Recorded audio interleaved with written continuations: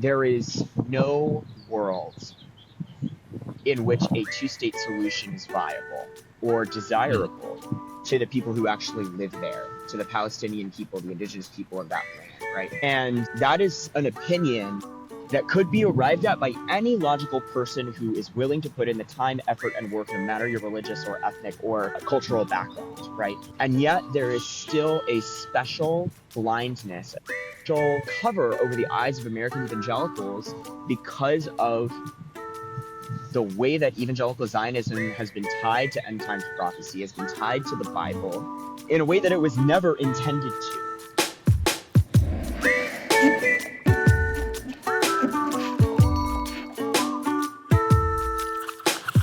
Welcome back to Grub and Grace. I'm your host, Mark Flower, and today we're going to be talking to Elli Reynolds.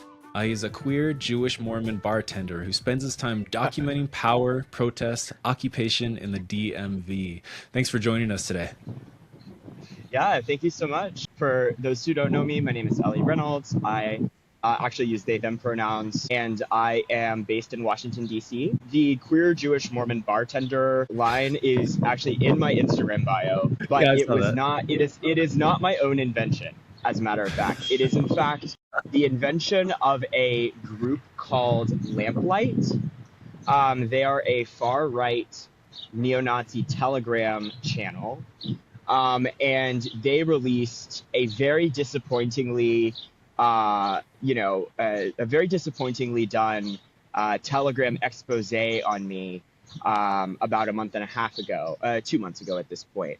And this all came about because I shortly, for a little bit, I went viral on neo-Nazi Twitter because I harassed Patriot Front, the neo-Nazi white nationalist group, at their yearly March for Life demonstration. I actually followed them on the metro and argued with them, and they didn't like that. I told the leader of Patriot Front, Thomas Rousseau, to unalive himself multiple times, and I stood on it.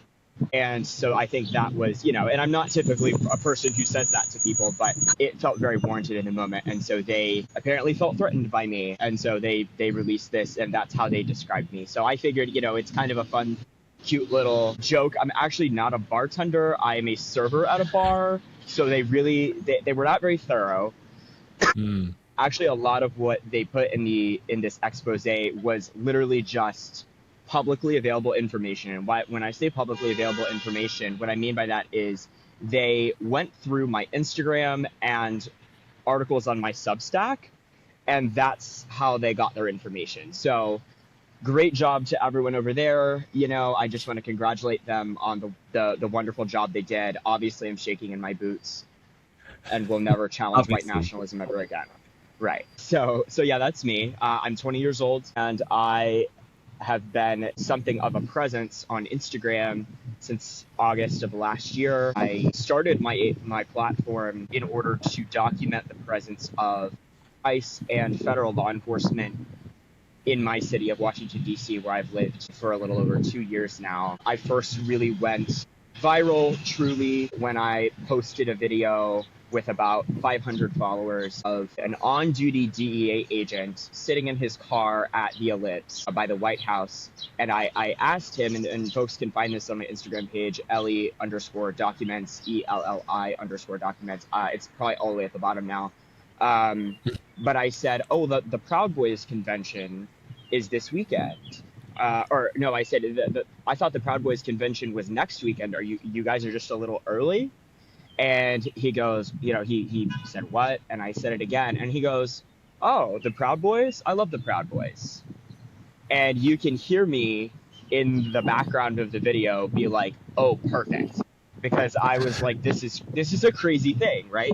And so I was like, you love the Proud Boys? And, you would think if you cared about your job or cared about, any kind of semblance of professionalism, sorry, loud car. If you cared about any kind of professionalism in law enforcement or really anywhere, you wouldn't espouse your personal political views, especially a white nationalist group on duty. But he doubled down and he said, oh, yes, they're great guys and they love America. And so I posted that. And there were a few more moments that I had posted on my Instagram. I chased ICE out of one of their hotels in Navy Yard. Like literally we chased them out. And so, that's kind of how I built my platform. I now, host, I do continue my mission of documenting. I am very active in the local organizing community. I've been vocal on Palestine. I've been vocal on being an anti-imperialist. And I try to contextualize all of my work in the context of myself and my identity. And the reason that I do that is not because I'm some great, amazing person, but because I really think that one of the things that I have learned in my short time on this earth is that reality and truth and the way that people move through the world is fundamentally through the lens of their own experience, and that it is incredibly valuable when we as human beings, all of us, are authentic in how we present ourselves and explaining why we believe what we believe and what we've experienced that makes it that way. I've talked about my experience with sexual assault and related it back to, the Jeffrey Epstein scandal isn't even a strong enough word for that at this point. The Jeffrey Epstein tragedy. So that's kind of what I do. I also write on Substack. And I guess to go back to the queer Jewish Mormon thing, because people are always confused about that, rightly so. I am ethnically Jewish. I was adopted by a white evangelical Christian family in Tennessee. And so I grew up, for those who keep track, I grew up in the PCA, the Presbyterian Church in America, which separated, just a little bit of quick history on them. They actually split from the PCUSA, which is the more liberal, progressive denomination of the Presbyterian Church, back, I believe, in the 50s, and it was over some issues relating to ordaining women, and also a lot of the figures and the history of PCA-aligned people historically has been aligned with segregation, support for segregation. And so, the denomination has tried to do some work on that, but they are at their core a very conservative, evangelical, reformed. I'm not really sure what the demographic of your listeners, but for those who kind of know the landscape of Protestant theology, schools of thought, very Calvinist, reformed background. And I did not know that I'm Jewish until I turned 18. I had to leave my parents' house due to a lot of friction over my identity, my queerness, before I even graduated high school. And so I spent the last semester of my high school senior year living in my own apartment, working a job, paying my bills, and going to school. And actually, I was in a homeschool program called Classical Conversations, which I was not, it wasn't completely, my mom teaching me everything, sitting down, that kind of thing. By the fourth year of this program, most of the work that I was doing was independently done, self-paced, and also graded, etc., by what they would call a tutor. So you go once a week on Fridays, meet with a group, you would get your work for the week, and then you would go back and do the work throughout the week. So that's how I did that. But I found out that I'm Jewish. My parents didn't tell me. I found out through court documents. And so I actually lived as an Orthodox Jew for about a year. And I spent quite a bit of time in the Hasidic ultra-Orthodox community in New York, both in Brooklyn and about an hour upstate in Kiryas Yoel. I have a great love for Judaism, the Jewish faith, and the people that I encountered there. And then in January of 2024, I became a member of, and I'm currently still a member of, the Church of Jesus Christ of Latter-day Saints. So that's kind of the map. That's how I got there.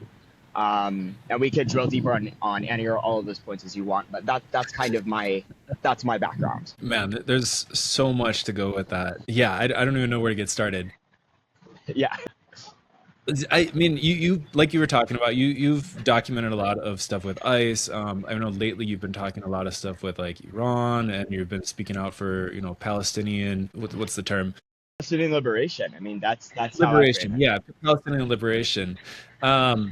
Now I know there's a split between people that are like anti-Zionist, and you get like the normal people where it's like, like, no, we need liberation for Palestinians because this is atrocious. Like, we hate children being bombed and citizens being bombed because they're just part of these larger groups of people or larger, countries. Yeah, But then you get yeah, the more right wing kind of like Christian conspiracy theorists sort of group in a way. I'm just kind of generalizing here, but yeah, they're anti-Zionist in a way that it's more of like this dispensationalism, John Nelson Darby sort of style, where it's like, no, we want this apocalyptic end times to being ethnically Jewish and kind of growing up in the church as well, like this Protestant church. Like, what would you say to all this kind of like this split of very kind of like racist kind of look at anti-Zionism versus like a more justice oriented? well, when I look at and this is a very interesting question, because when I look at the landscape of the American evangelical movement, and I think it's correct to term it a movement, because there are many different denominations, many different obviously schools of thought within that, but one of the unifying principles, as you know very well, for many evangelicals, whether they are dispensational or not, is an emphasis on the state of Israel. And this is how I was raised. And unexamined and out of context of history and theory and frankly reality, it makes a lot of sense for evangelical Christians to really gravitate towards the state of Israel. I grew up, I don't know if you read these, I grew up reading the Left Behind books, the Left Behind series. And, my parents specifically, we were not an especially dispensational family. I think my dad had a lot of reservations about being dispensationalist, and he kind of, he was very cautious of, rightly so, I think, of reading Revelation into every headline, but there was a general support for Israel. And I think the American evangelical movement is anti-Semitic.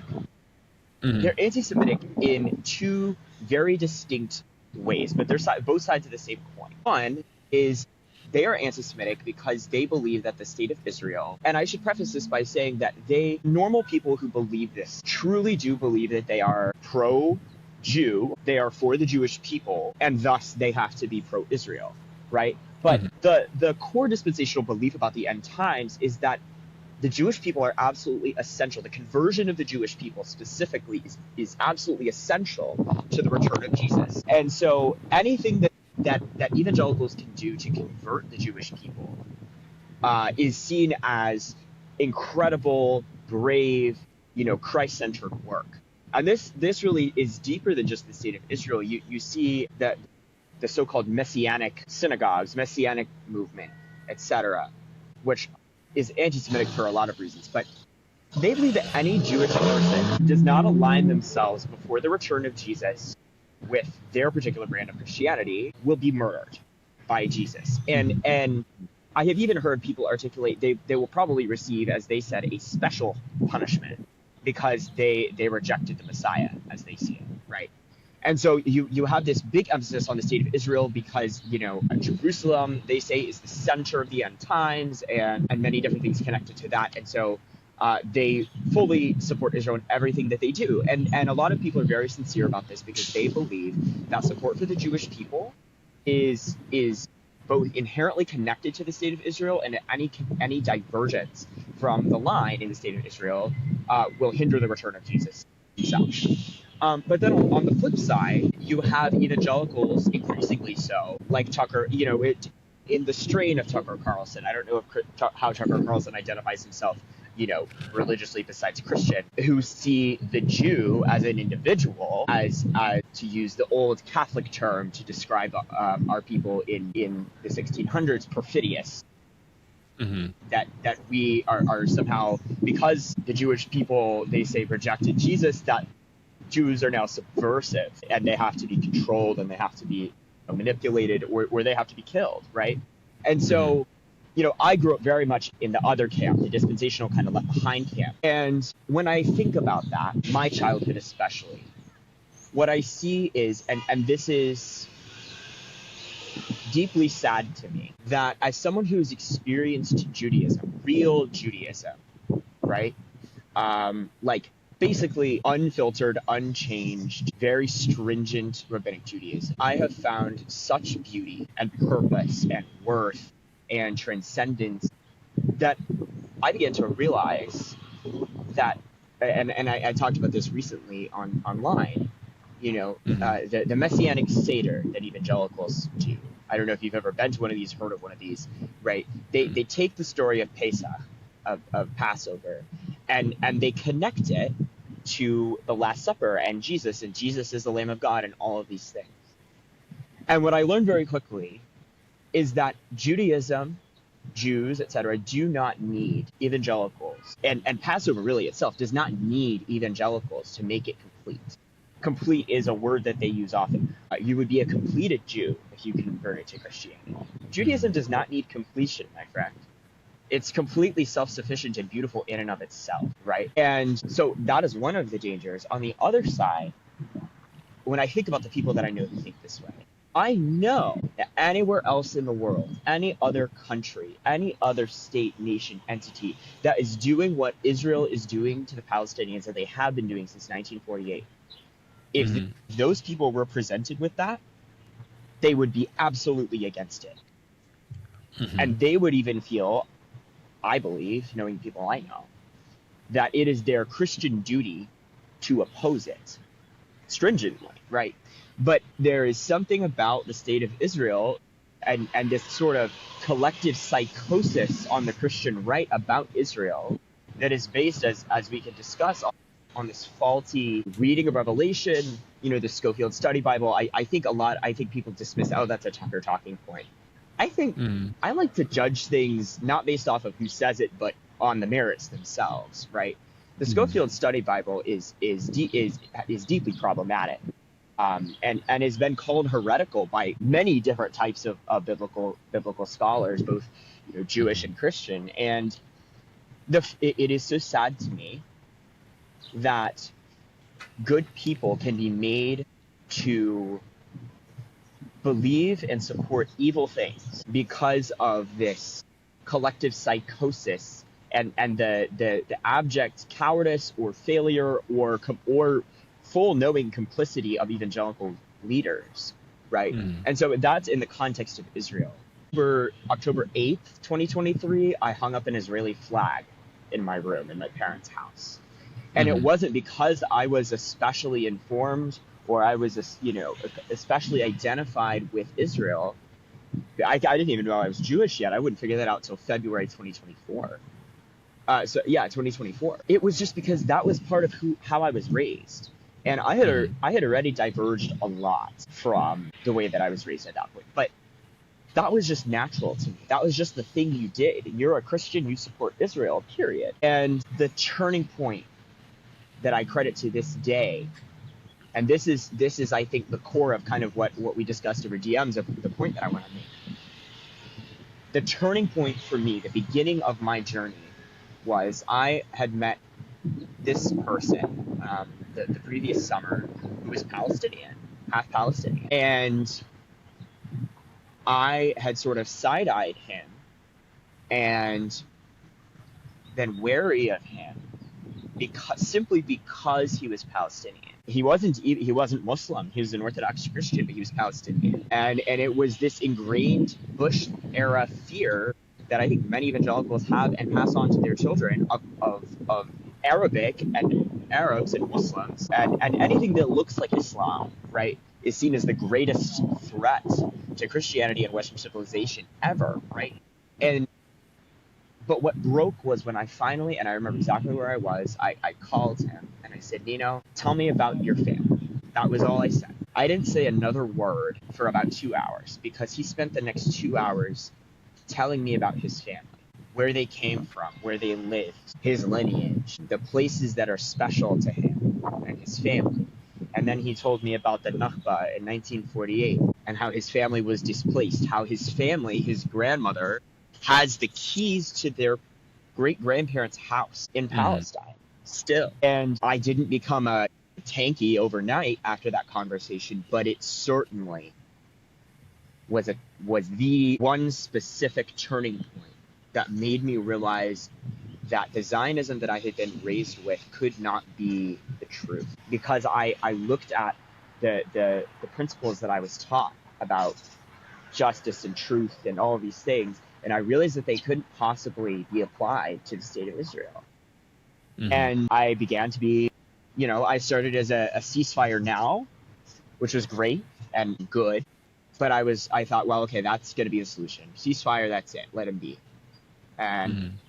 I began to read reams and reams of human rights reports. I'm actually still in the process. It's been 2.5 years. I'm still reading them, starting all the way back during the first Lebanon war.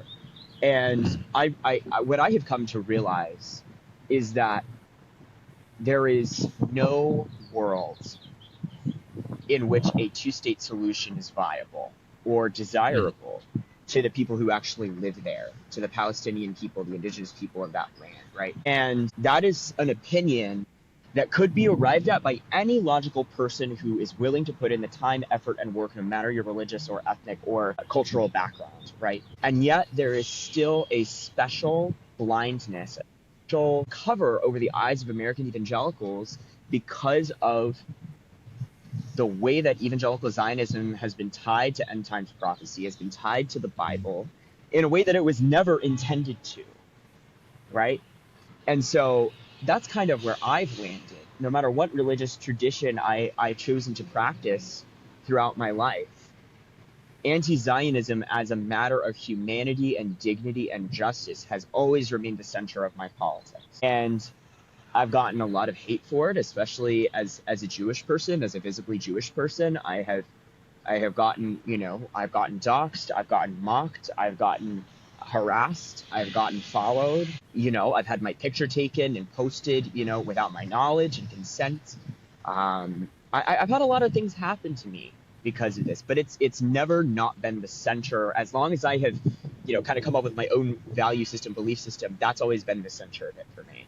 And it has to remain that way. Because in my view, your view on Palestine is the litmus test for the world, right? Where does your humanity begin and end? And what does that say about you, right? I have seen enough from the friends that I have, very close friends with family right now in Lebanon and the West Bank. And I have been glued to Al Jazeera and Telegram and all these things with the names of their towns in mind. And I am waiting with bated breath at every moment that this has been happening, especially the past few days with the Israeli aggression into Lebanon, are my friends' family okay? That is the stress that people live under. And I'm not, I don't have family there, right? Imagine that. And that is the thing that evangelicals are supporting when they say that they're unapologetic Christian Zionists. Does that make sense? That was kind of a rambling answer to your question, but it is one of the things that has caused me some of the greatest pain about the way that I was raised. There's a lot of things that I'm unpacking. There's misogyny, patriarchy, queerphobia, homophobia, transphobia, racism in a lot of different ways that I was raised with, that was baked into the cake. But this is honestly one of the biggest and hardest things for me to come to terms with. And so, to this day, I can't stand the sight of John Hagee. Every time he comes across, even if it's a stitch, I just can't handle it. I've got to keep going. Cannot listen to him. You're not the only one. I think this could very well be, as more and more people wake up to the evil of Israel. I really, this could very well be one of the many death knells of American evangelicalism in the next 5-10 years.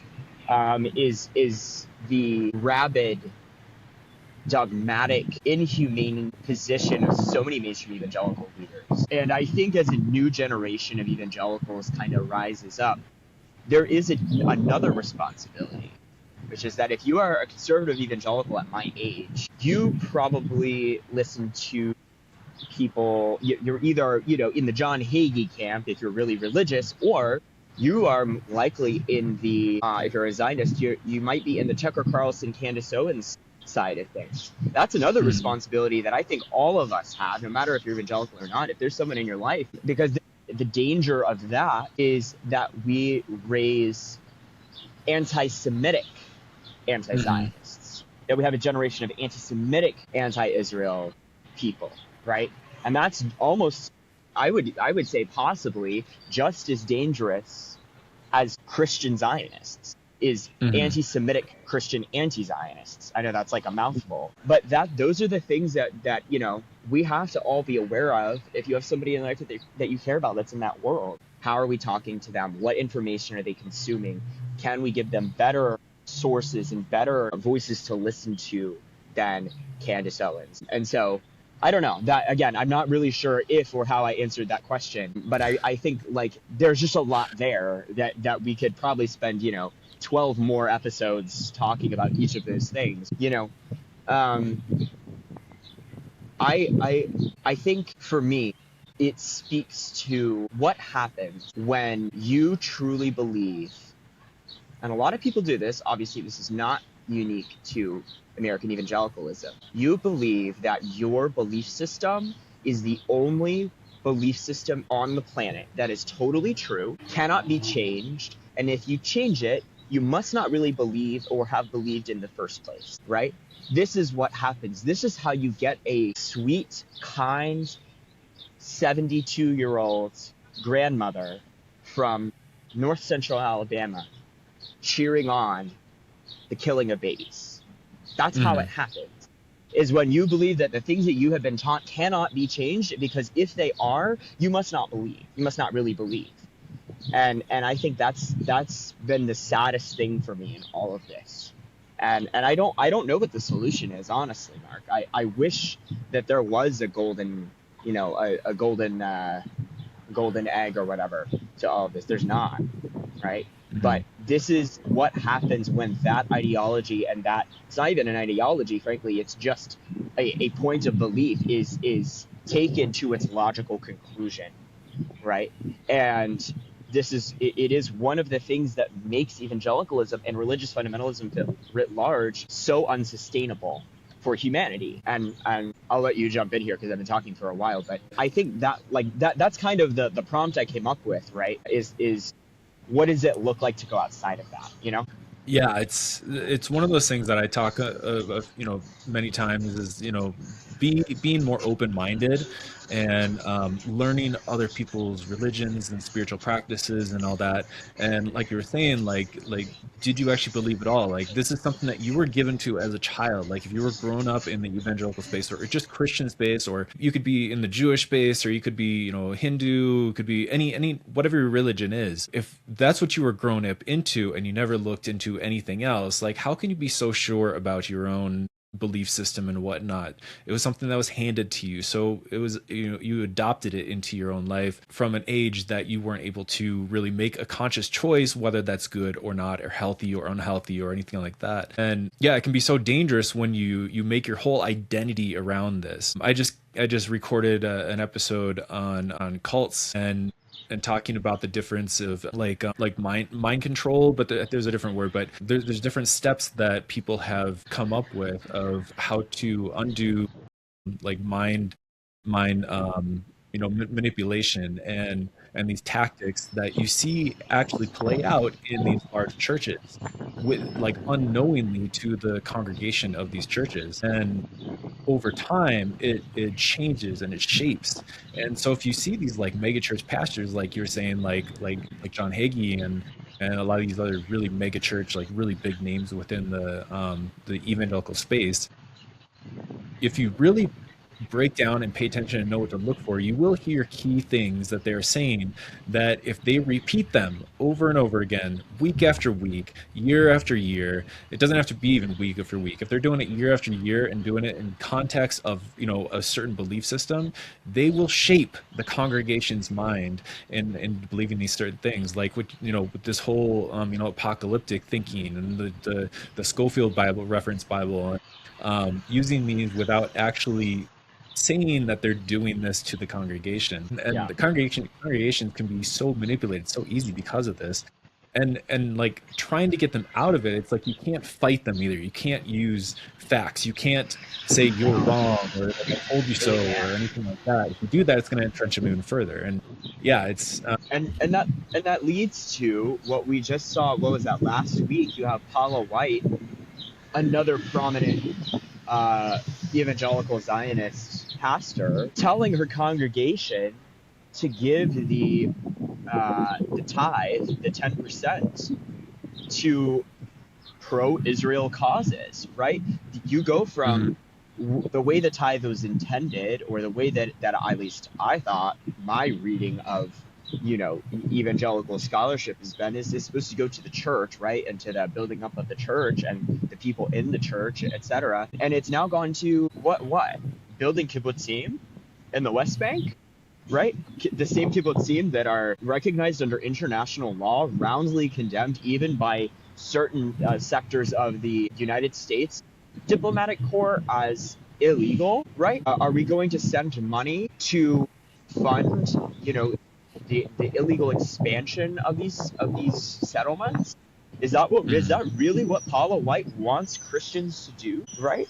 And I think here's another point that I'll make, and this has come through my, I've done wide and deep study of many different religions, but particularly the Abrahamic religions. And I think that people would break out of this, and just with any kind of religious fundamentalism, break out of what the pastors are telling you and read your book, right? I'll give you two examples. Orthodox Jews do not believe that if you are not Jewish, you are going to hell. Actually, Orthodox Jews don't really believe in hell at all. They, the Gemara, the Talmud says that all the righteous of every nation have a share in the world to come, right? What does righteous mean? Well, does it mean conversion to Judaism? No, actually, Orthodox Judaism discourages conversion to Judaism, right? Because it's an ethnic covenant. It's an ethnic covenant, right? And they don't see non-Jews as heretics who are going to hell. They say live rightly, right? What does the prophet Micah say in Micah 6:8? What does the Lord require of you but to do justice, love mercy, and walk humbly before your God, right? Even Islam, and I go back to what I was saying earlier. I mean, my parents had a picture of George W. Bush in our dining room, like a full presidential portrait, right? I was raised with an absolute terror of Islam and Muslims. I think little Elli would be terrified and shocked to know that not only do I love Islam, but I fasted for Ramadan. I have parts of the Quran memorized in this traditional recitation form. I can recite sections of the Quran. I study Islam. I love it, and a good chunk of my friends are Muslim, right? What does the Quran say? Well, there's many different places in which it makes a distinction between the Muslimin, the Muslims, and the mu'minin, the believers. And it's actually much more expansive than people realize, right? And so you see, Muslim fundamentalists that, engage in horrible things, right, in the name of Islam, but they're ignoring their own book. You see Christians, right, who don't spend enough time reading the correct parts of their own Bible, and they believe that everyone who doesn't believe exactly like them is going to hell, right? You have Jewish, certain sections of the Jewish community who have openly said, that non-Jews are inferior. Yes, this is a real thing that I have heard rabbis say, and it's just not true, but it's that kind of selective knowledge of all of our respective religious traditions that put us into this tribalism that the faith was never intended to espouse anyway in the first place. And when you break outside of that, right, when you recognize that truth and beauty and goodness can be found among any sincere seekers of God, or if you don't seek God, but you seek to live an upright life in whatever way is true to you, right? The thing is, I'm a believer in God. I'm a religious person, right? But I don't say anyone who doesn't believe like I do is going to hell, because I've lived enough in the world with people who are much different than me and have a much different experience, and I've seen their faith or the way that they treat others, and I realize that the God that I worship, the God that I have always worshipped, would not look on that person and say, oh, you're going to hell because you don't believe like this, you don't believe like that. And that is a very threatening proposition to many people, as you said, who make this particular part of their religion or interpretation of their religion to be, their entire identity. Yes, I am a person of faith. I believe in God. It's one of the most important things in my life, right? But it is not the institution that I adhere to, the institution that I give my loyalty to, is not my entire identity, right? It's not all of who I am. And God did not create us, to be theological for a second, God did not create us for loyalty to an institution. I believe that God created us to better the world, right? Do justice, love mercy, and walk humbly before our God in whatever way that is, right? And growing up, it was terrifying sometimes. And I think this is probably a pretty common thing for a lot of people who grew up fundamentalist.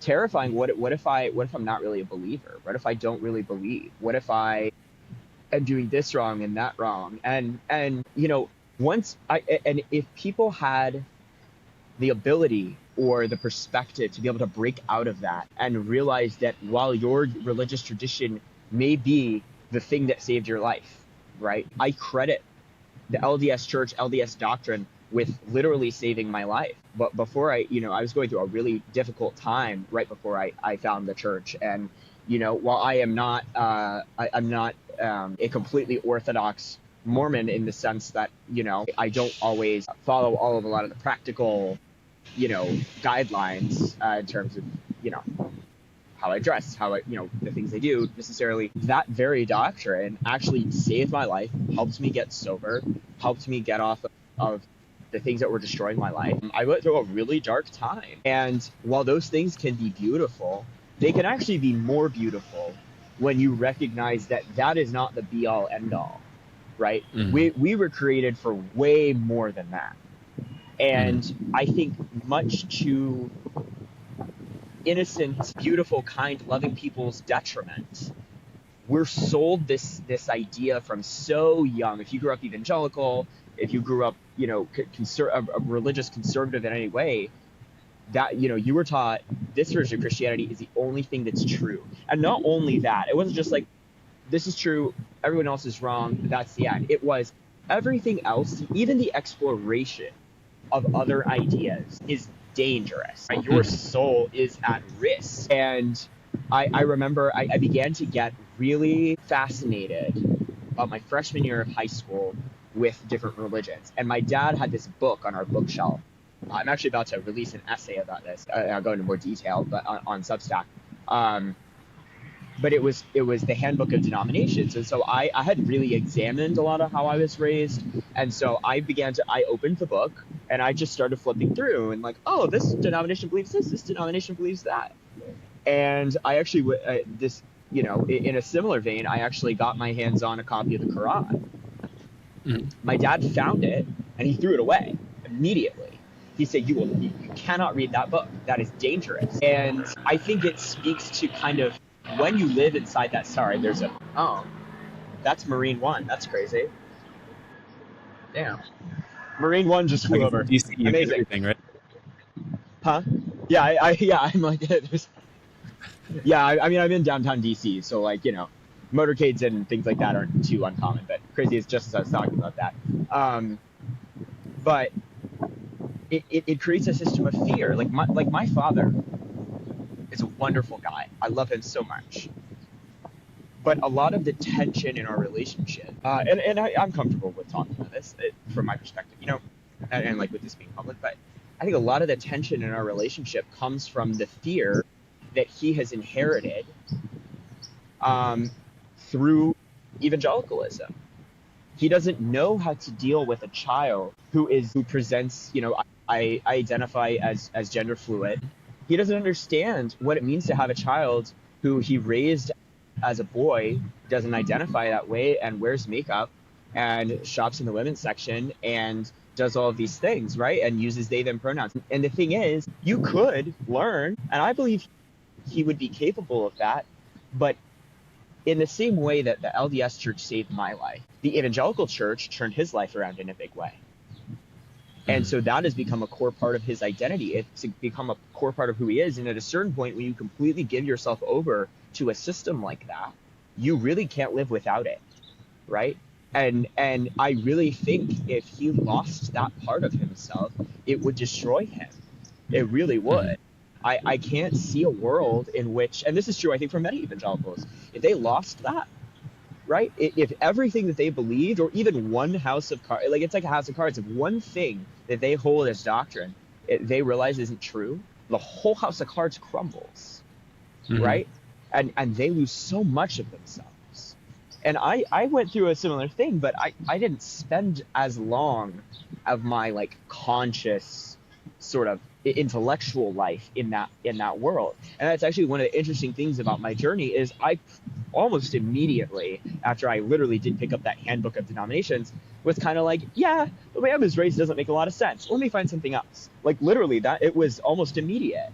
And I was 14 years old at the time. And so I went through, I read a lot of Catholic literature and I read a lot of Eastern Orthodox literature. And I remember my dad worked downtown I'm from Tennessee originally, from Chattanooga.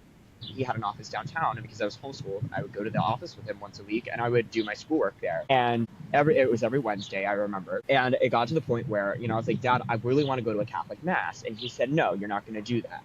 So, Catholicism isn't true and it's bad for you and it's evil. Right? Okay. Well, I wanted to go to a Catholic mass. And one thing about me is if I want to do something, I'm going to do it. That's just how I work, to my own detriment sometimes. But I would say, hey, Dad, it's lunchtime. I'm going to go on a walk. And there was a noon mass at one of the Catholic churches. And I would sneak off. Literally, I was sneaking off to a Catholic mass at 15 years old. Right? Because I had that hunger for like, and it's kind of funny looking back on it now. I remember I went through a phase where I was like, oh my gosh, Eastern Orthodoxy is the truth. Right? And so I like printed off all of these icons. I'm sure I absolutely decimated my parents' color ink supply, printing off all of these icons, and I put them in my room, and it was a lot. But I was operating at that point from a framework of there has to be one particular religion or tradition within a religion that is true. And I have to find that. And I put so much pressure on myself because it was like, if I don't find the right one and I die, I am going to hell. And I wasn't believing anything outside of exactly what my parents taught me growing up, right? They said there is absolute truth in everything. There has to be absolute truth in everything. And that has broad implications. And so I took that seriously and I said, okay, well, and it kept me up at night. Again, at 14, 15, 16, 17, kept me up. And I was constantly cycling through reading different things, obviously without my parents knowing. They didn't know about a lot of this. And also coming to terms with the fact that I'm queer all by myself, and this is one of the most damaging things, I think, about the way that I was raised. And I don't know what your background is in the church, but it's this crushing, terrible weight for someone who takes it seriously. My life is a house of cards that is built around something that I really believed was firm and solid and whatever, right? On Christ the solid rock I stand, all other ground is sinking sand, the old hymn, right? But I was like, I gotta find the right rock, man. I have to do that. And and I think one of the most transformative things for me has been living in an area and living and being part of a community where everyone is very different, right? And I credit the organizing community, frankly, with a lot of this. I remember my first Muslim friend was because I went to a pro-Palestinian protest. Like I was terrified of Muslims growing up. I didn't know a single one, but I was terrified of them because that's what I was taught, right?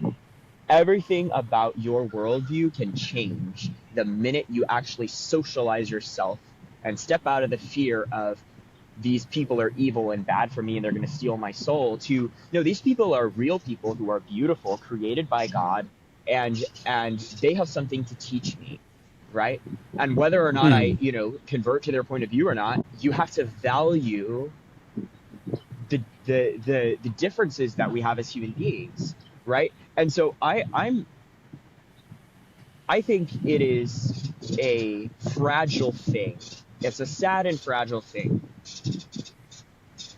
to put your loyalty to a doctrinal system over your relationship with God, right? I used to be, like I said, terrified of what if I die? Am I going to heaven or not? Right now, it's if I die, I know that the things that I've done in my life, right? I'm intentional and proud of the choices that I make. Not all of them, obviously, I mess up. But I have striven to live my life up to this point in a way that honors the humanity of the people around me.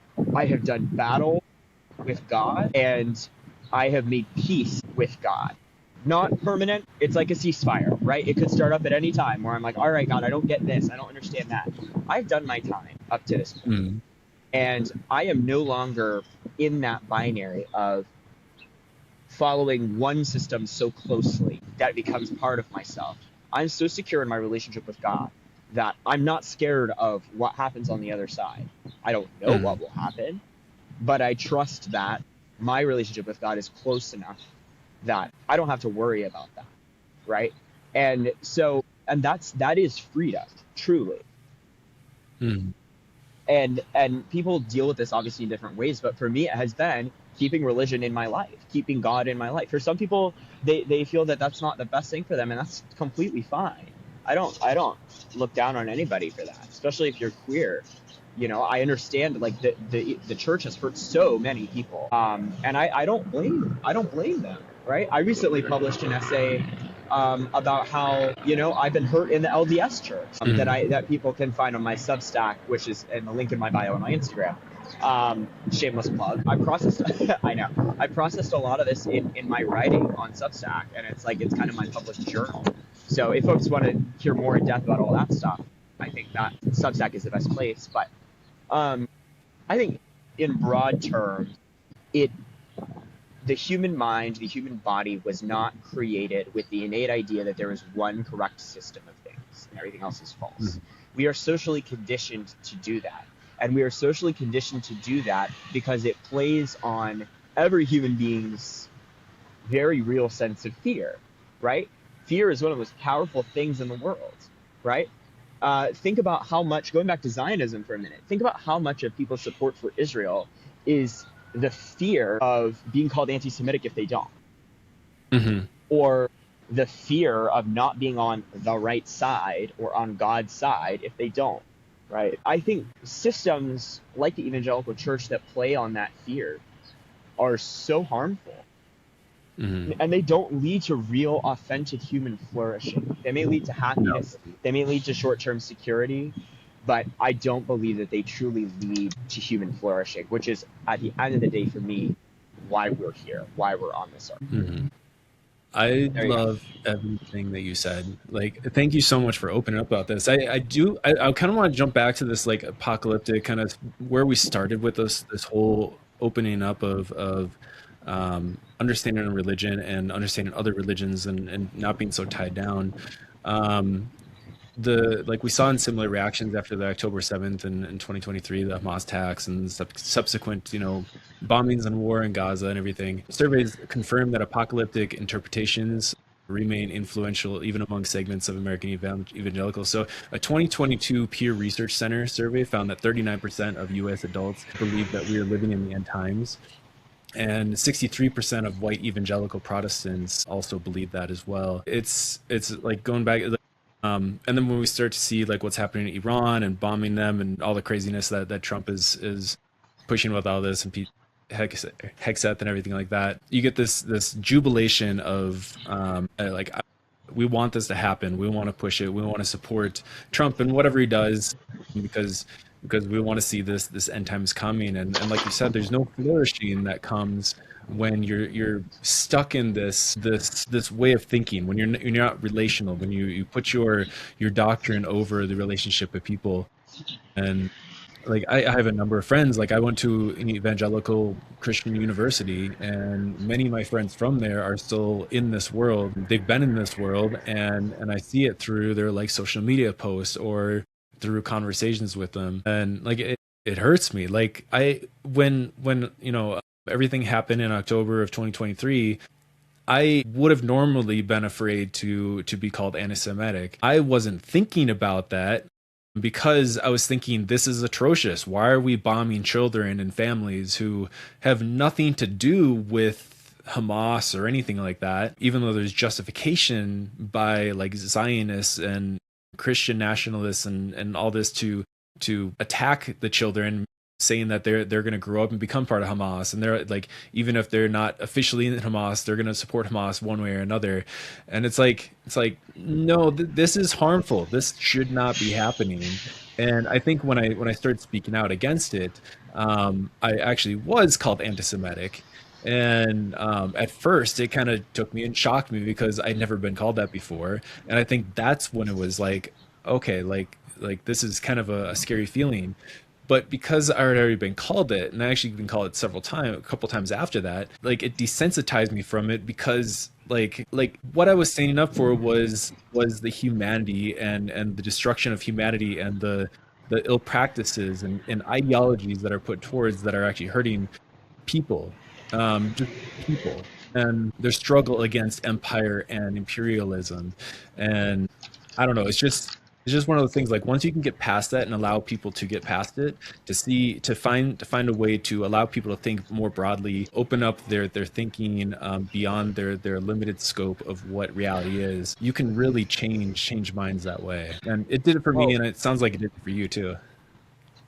well, one of the things that one of the people that I really respect in this space is Professor Norman Finkelstein, Hmm. because Yes. I mean, it's one thing to talk about this philosophically, as we have, but I I don't I it to me it is so and look, I don't expect every single person who wants to speak on Israel and Palestine and Zionism to have read the amount of documents that I have, or had all the experiences that I've had, or all of these things.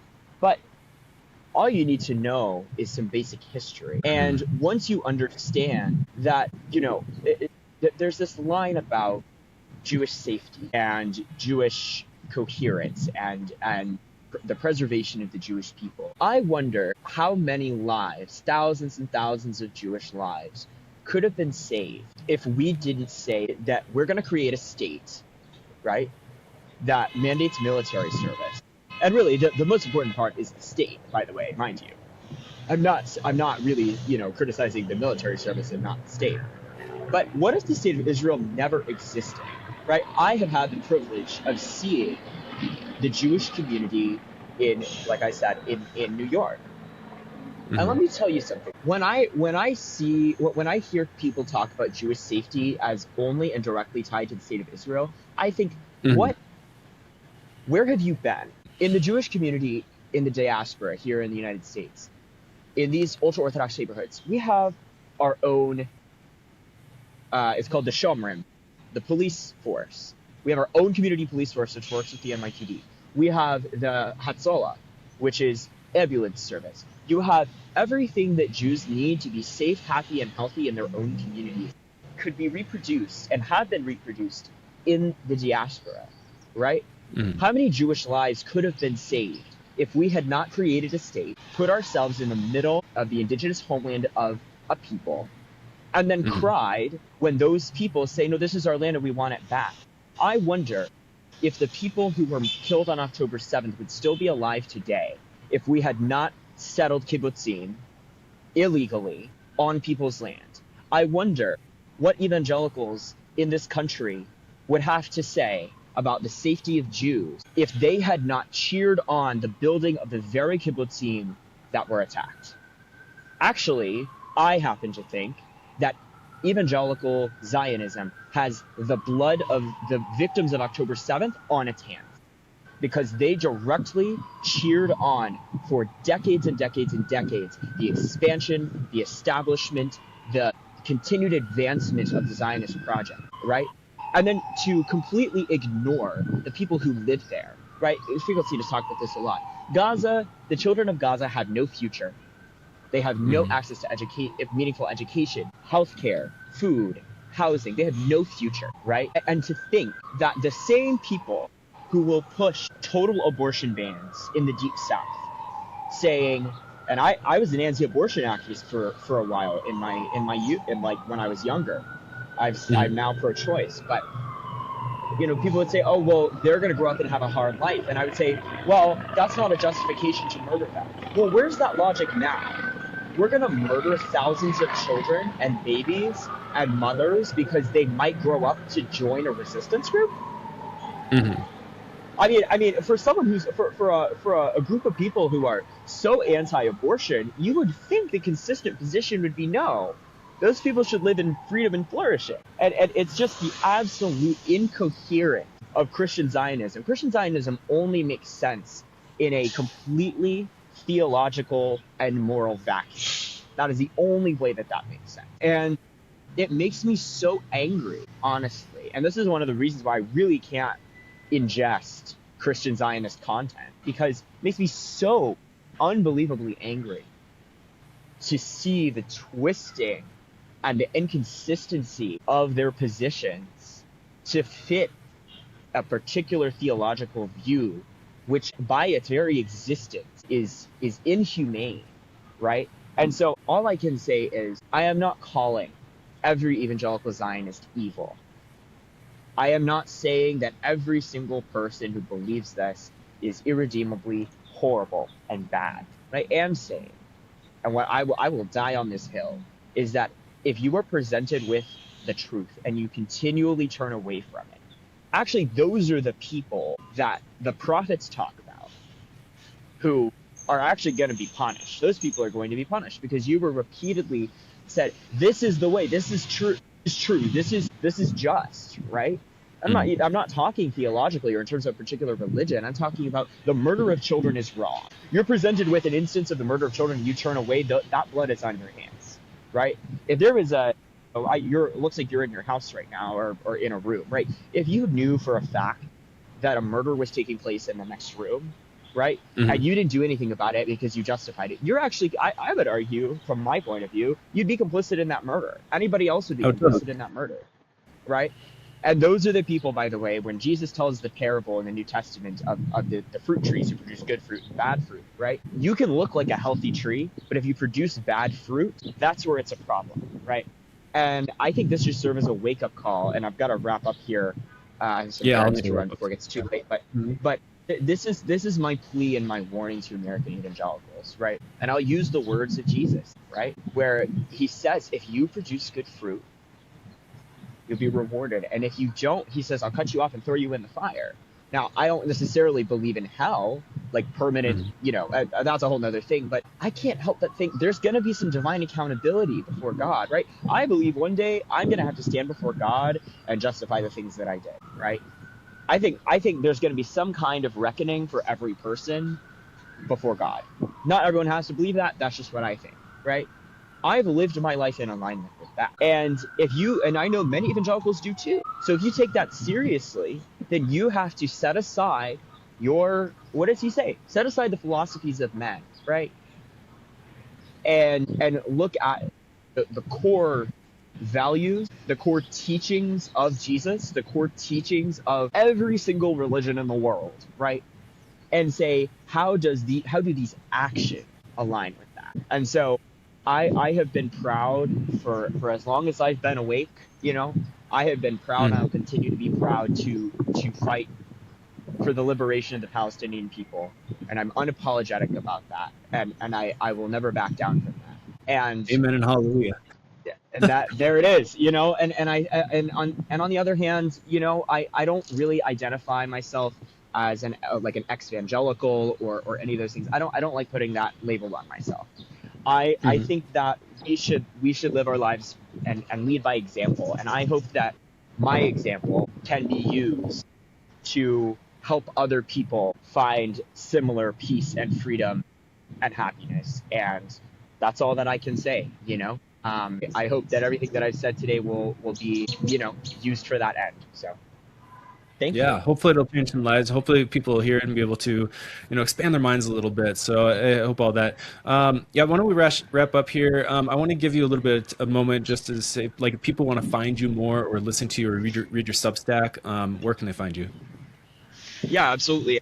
I'm at Elli, ELLI _document, as in like a document, but documents on Instagram. And at the link in my bio, you can find ways to support me financially. I don't make a dime off of my content. I really do, I rely on folks supporting me. If you want to support me in a material way, like my Venmo and stuff is there, but also If you want to support my writing, the link to my Substack is in my bio. You can also find me directly through Substack. It's called On Earth as It Could Be, kind of a play on the Lord's Prayer.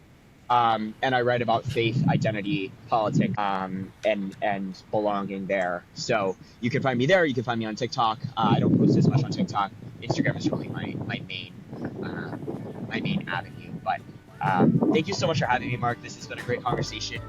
My DMs are always open if you want to record another one or talk about something specific or whatever. I'm always happy to do that.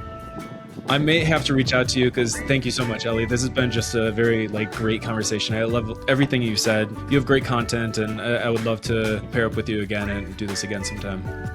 Absolutely. Thank you so much, Mark. We'll circle back then. Certainly will. Thank you.